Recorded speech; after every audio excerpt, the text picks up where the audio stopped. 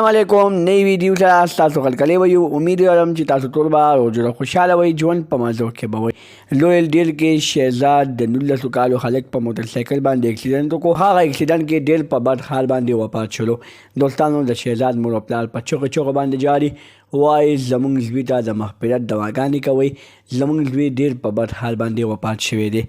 مور او پلار یې په چغو باندې جاري تاسو خپل بچو له موټرسایکل مه ورکوئ موټرسایکلو د زندگی خاتمه یو سبب سازیږي دوستانو شهزاد په موټرسایکل باندې اکسیډنټ څنګه وکړو مور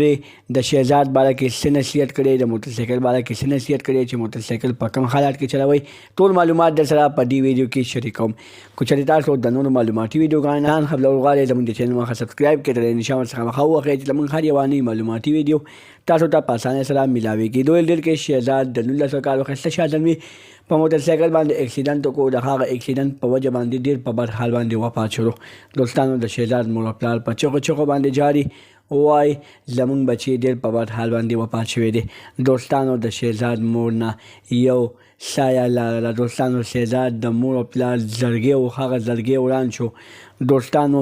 دغه موټرسایکل په وجه باندې ډېرې زیاتې ښځې کونډې شوې دي ډېرې زیاتې میندو خپل بچي بېللي دي ډېر زیات پلارانو خپل بچي بېللي دي